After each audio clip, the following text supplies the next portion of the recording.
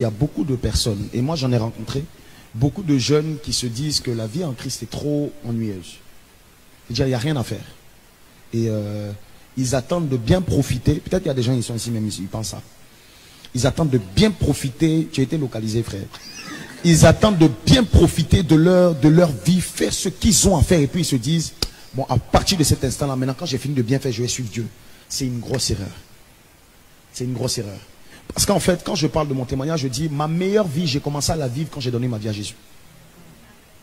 Pourtant, avant, tu peux avoir l'impression, j'allais en voyage, j'allais sur les îles, je louais des voitures, j'allais en boîte, je payais des bouteilles de champagne. C'est comme si, de façon apparente, tu te dis, ah, lui, il vit bien. Mais c'est une vie mort. Je ne sais pas comment expliquer. C'est-à-dire que c'est pas la vie. La vie, c'est pas ça. La vie, c'est pas sortir avec les filles à gauche, à droite. La vraie vie, c'est en Christ. Et d'ailleurs, la définition de la vie, c'est Jésus. Il dit, je suis le chemin.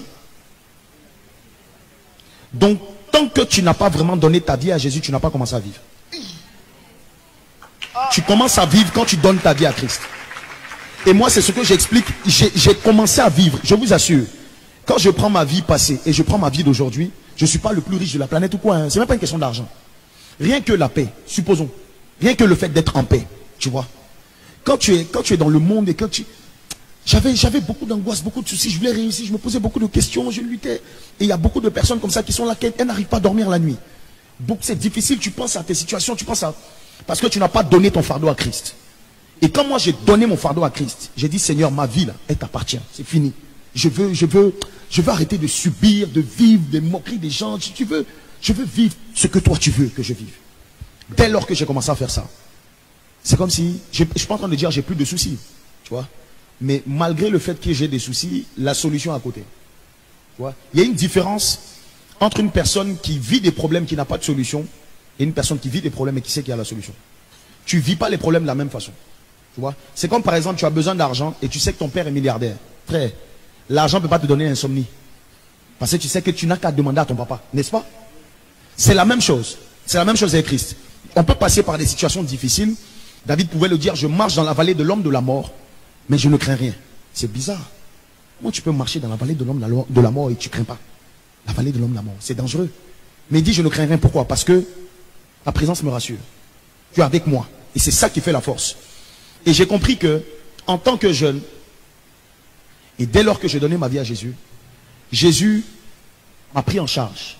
Tu vois. Il s'est saisi de moi, il m'a pris en charge. Et je vis mieux. Les choses même dans ma vie qui étaient bloquées. C'est véridique, on ne va pas forcément rentrer en trop de détails, mais j'avais beaucoup de... Moi j'étais quelqu'un, je voulais jouer au football. J'expliquais même au resto tout à l'heure. Vous me voyez assis comme c'est un bon footballeur. Envoyez un ballon tout dessus, vous allez voir. C'est pas fait de pasteur, vous dribblez vous tous. J'ai dit et puis essaie. Bon, il se pas orgueilleux. Mais pour dire que je pensais que j'allais finir pro. Parce que c'était même pas une question de talent. Sans prétention aucune, si c'était le talent, j'allais finir pro. Mais le Seigneur m'a dit, au départ je ne comprenais pas, le Seigneur m'a dit, toi non, c'est pas ça. Et quand j'ai réalisé que c'était pas ça, j'étais malheureux. Parce que mon frère jumeau, j'ai un frère jumeau, lui il est pro. Donc bon, c'est pourquoi moi je ne peux pas. Donc j'ai eu quand même une... Mais quand le Seigneur m'a dit, quand le Seigneur s'est révélé à moi, il m'a dit, non, toi c'est dans tel domaine que je vais t'utiliser. Je vous assure que quand tu rentres dans la volonté de Dieu et dans ce que Dieu a prévu pour toi, dans ta destinée là, il y a ta paix, il y a ta joie, il y a de la tempérance, il y a ta prospérité, tout est dedans. Et en fait, quelqu'un qui ne veut pas marcher en Christ, tu te prives de ce que Dieu a prévu pour toi. Parce que quand tu es venu sur la terre, chacun de nous a une mission précise, tu vois. Tu as une mission, tu n'es pas venu accompagner quelqu'un, tu as une mission particulière. Mais dans ce qu'on appelle ta destinée, dans cette destinée-là, Dieu t'a donné des équipements. Si tu marches dedans, il va te donner tout ce dont tu as besoin. Donc la meilleure vie, comme je l'ai expliqué, c'est en Jésus.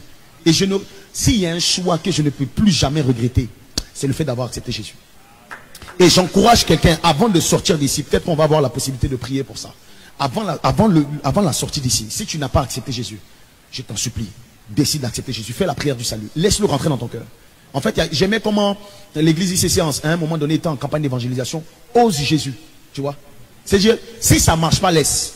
Mais nous, on sait que ça va marcher. Mais juste faut oser. Et tu vas voir comment le Seigneur va se glorifier dans ta vie. Gloire à Jésus.